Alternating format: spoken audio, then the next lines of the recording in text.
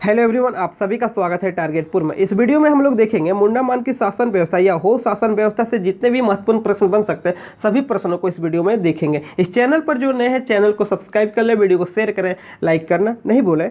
यदि किसी को जेपीसी पेपर 2 झारखंड जीके का कंप्लीट नोट्स चाहिए, कंप्लीट नोट्स सिलेबस वाइज, तो इस नंबर पर जेपीसी नोट्स लिखकर संपर्क करें 9631926220। इस नंबर पर व्हाट्सअप करें, जेपीसी नोट्स लिखकर सारा इन्फॉर्मेशन प्रोवाइड किया जाएगा 9631926220। क्योंकि बुक पढ़ने का समय अभी 2 महीने में नहीं है। 2 महीने में आप कोई भी झारखंड बुक को कंप्लीट नहीं कर सकते हैं। यदि आप जेपीसी पेपर 2 में अच्छा मार्क्स गेन करना चाहते हैं तो टारगेटपुर का नोट्स अवश्य पढ़ें। देखिए, यह जो वीडियो बनेगा मुंडा मान की शासन व्यवस्था, यह नोट्स के टॉपिक पर ही आधारित है। देखिए, इससे पहले हम नागवंशी शासन व्यवस्था, मुंडा शासन व्यवस्था और मांझी परगना शासन व्यवस्था से जितने भी प्रश्न बन सकते हैं अपलोड कर दिए हैं। जो नहीं देखे हैं, वीडियो का लिंक डिस्क्रिप्शन में है, आप लोग वीडियो को देख लें। देखिए, हम स्क्रॉल कर रहे हैं, एक एक चीज़ जो सिलेबस में इस नोट्स में कवर किया गया है। ये 245 पेज का नोट्स है, 236 दिखा रहा है, लेकिन टोटल 245 पेज का नोट्स है और CNT SPT अलग से 20 पेज है, तो 263 पेज का ये नोट्स है।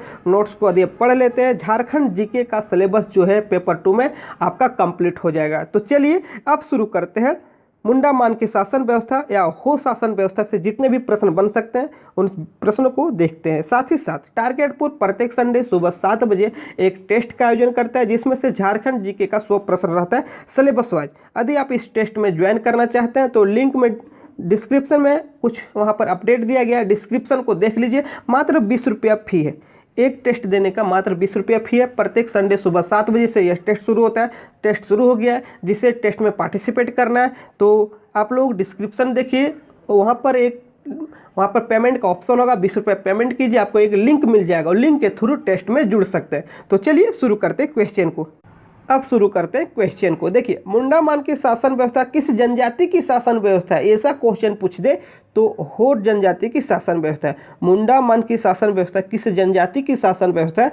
हो जनजाति की शासन व्यवस्था है। यदि आपको मुंडा, संथाल, हो, उरांव के बारे में कंप्लीट जानकारी चाहिए तो प्ले लिस्ट में जाइए, झारखंड की जनजाति का टॉपिक में आप लोग क्लिक कीजिए। वहाँ पर संपूर्ण जितने भी जानकारी है, चाहे मुंडा जनजाति के बारे में, संथाल जनजाति, हाँ तो हो, उरांव, बेदिया, जितने भी 3200 प्रकार की जनजाति के बारे में वहाँ पर आपको कंटेंट देखने को मिलेगा। तो एक एक वीडियो को आप लोग पूरा देखिए, तब आपका जो कोई भी कन्फ्यूजन है जनजाति के बारे में, सभी कन्फ्यूजन दूर हो जाएगा।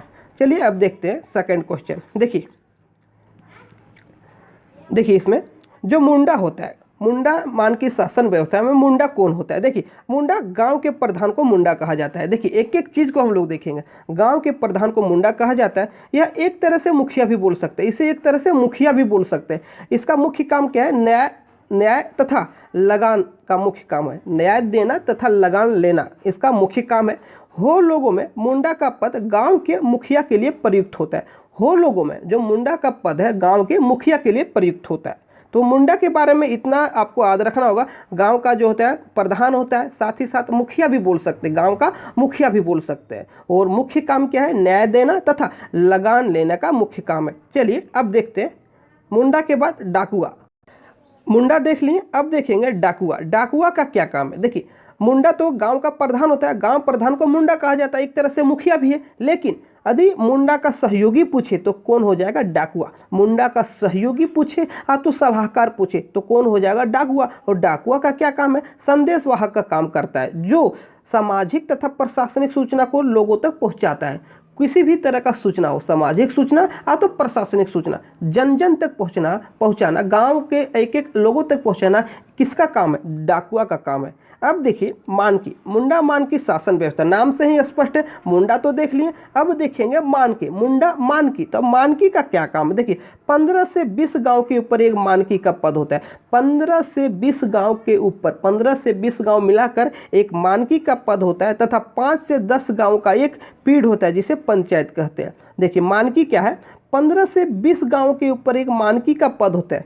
15 से 20 गांव मिला दें तो एक मानकी का पद जनरेट किया जाता है। साथ ही साथ 5 से 10 गांव का एक पीढ़ होता है, जिसे ग्राम पंचायत कहते हैं।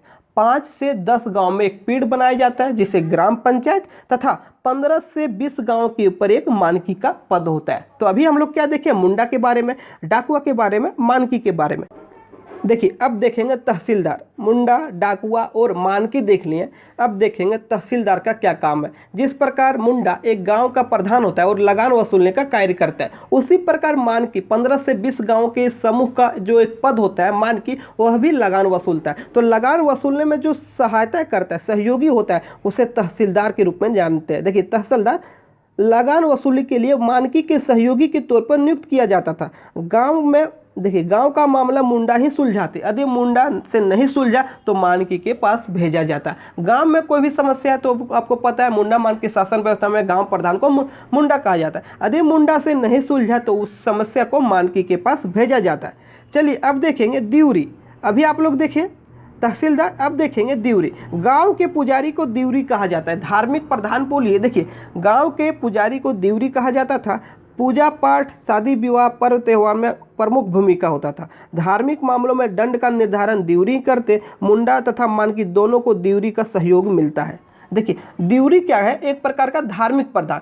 शादी विवाह तो जितने भी पूजा पाठ करवाना यह काम है दिउरी का।